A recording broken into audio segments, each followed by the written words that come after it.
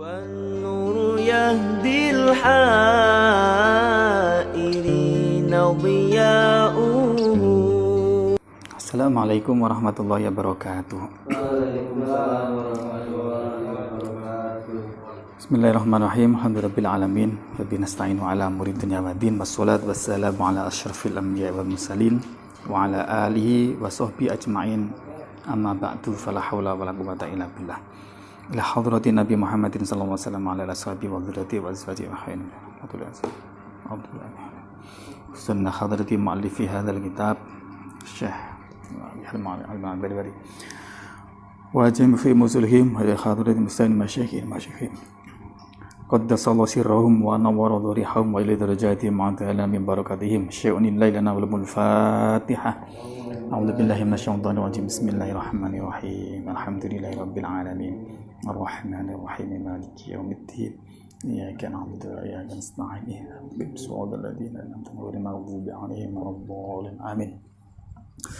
Bismillahirrahmanirrahim. Qala al-mu'allifu rahimahullah ta'ala wa nafa'ana bihi wa bi'alumihi fid dharain. Amin.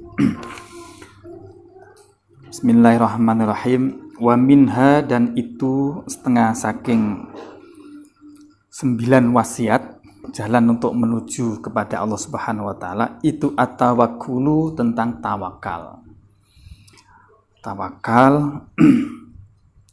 Tawakal itu makna secara lughah pasrah, ay fawwadhu.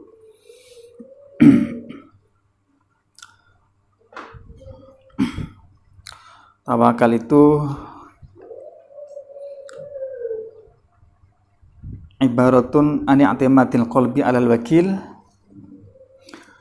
Jadi mengandalkannya hati kepada orang yang diwakili. Jadi gambarannya, kalau sampean menyerahkan suatu pekerjaan kepada si A, kemudian sampean pasrah, percaya, mengandalkan kepada pekerjaannya si A, wis pasrah, wis mengandalkan, wis pokoknya pasrah, nah itu namanya tawakal. Nah, cuman tawakal di sini itu kaitannya dengan Allah. Jadi menyerahkan semua urusan, hasilnya apapun, kepada Allah Subhanahu wa taala, itu tawakal. Ada yang mengatakan tawakal itu tarku tadbirin nafsi. Jadi pasrah bongkokan, sudah tidak mengatur lagi. Usralah. Ini tentu ini tingkatannya sudah tinggi ini. Ada lagi tarkul kasbi i'timadan 'ala Allah. Meninggalkan kerja, sama sekali tidak bekerja, sebagai mengandalkan rezeki dari Allah. Dan begitu. Ini juga sudah tingkatan tinggi. Tapi bagaimana menurut musannif? Bismillahirrahmanirrahim. Wa tawakkalan mutajarridan fi rizqika thiqatan biwa'dir rabbi akrama mufdila. Wa tawakkalan, dan bertawakallah, sungguh bertawakallah siapa engkau, mutajarridan, dalam keadaan sendiri, artinya tidak mempunyai tanggungan istri, anak, dan seterusnya, hidup sendiri, masih membujang atau sengaja membujang. Tawakal, pasrah, fi rizkika, di dalam urusan rezekimu. Nah, terus gimana? Fikotan, karena mempercayakan, biwa'dir Rabbi, terhadap janjinya Tuhan Allah Subhanahu wa taala, akroma, yang loman, siapa Allah, mufdila, yang utama.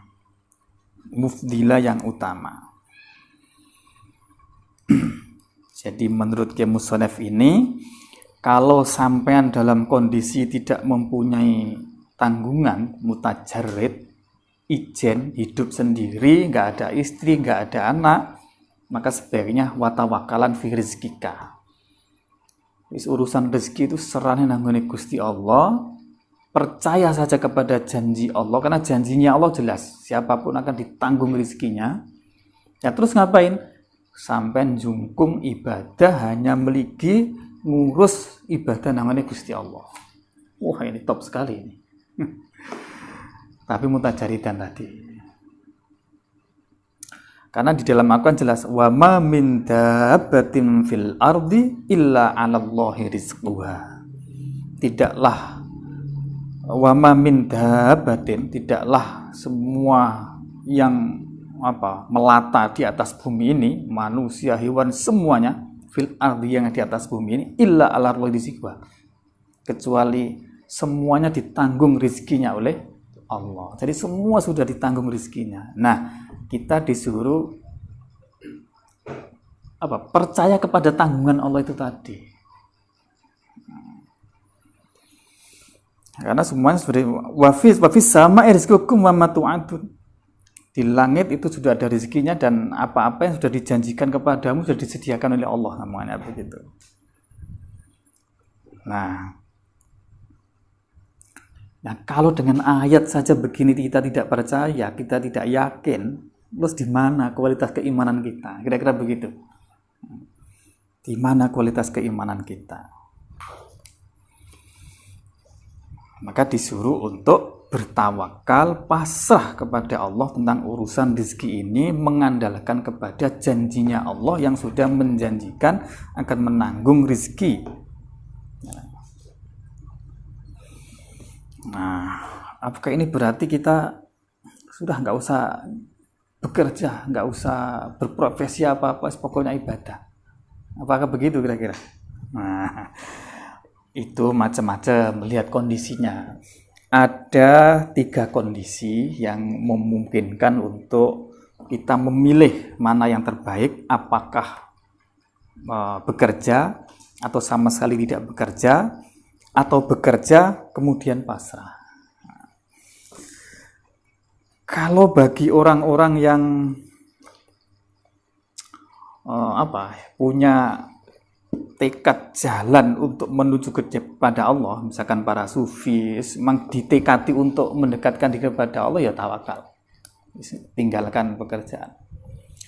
Atau orang yang memang sudah pekerjaannya itu mengajar umat, nongkrongi umat, mendidik umat, yang kalau bekerja malah pekerjaan ini tidak tertangani, kacau balau, ya nggak usah kerja. Ya terus makanya gimana? Percaya kepada Allah, pasti kalau menghidupkan agama Allah pasti akan dihidupi oleh Allah. Justru faktanya para kiai-kiai yang ini kan malah lebih kaya raya, lebih kecukupan dari orang-orang yang bekerja biasanya. Itu karena kuatnya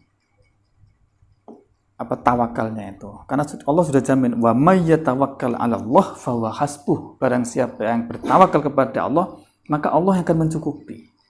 Dicukupi semuanya apa kebutuhannya.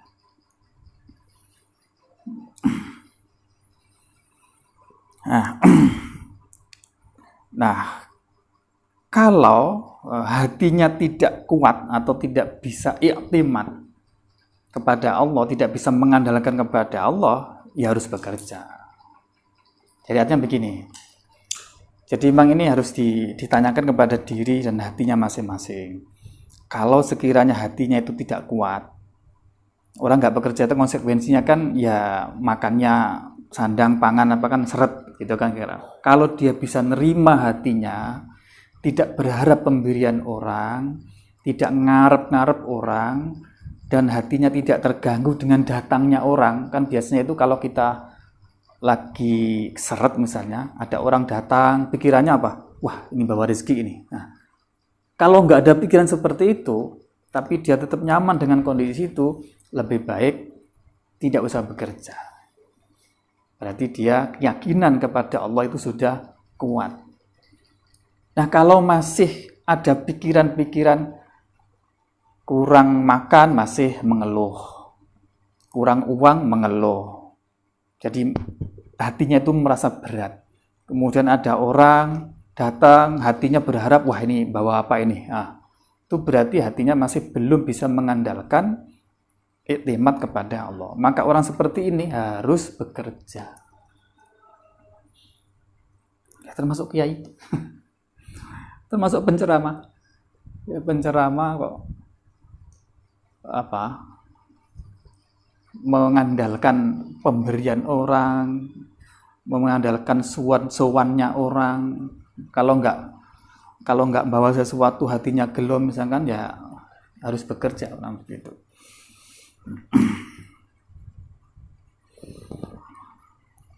Jadi dilihat hatinya. Itu tadi kalau tidak punya tanggungan baik istri, anak maupun keluarga atau orang tua. Nah, kalau orang punya tanggungan gimana? Orang berkeluarga, amal mu'ilu, adapun orang yang mu'il, wan nur yahdil haq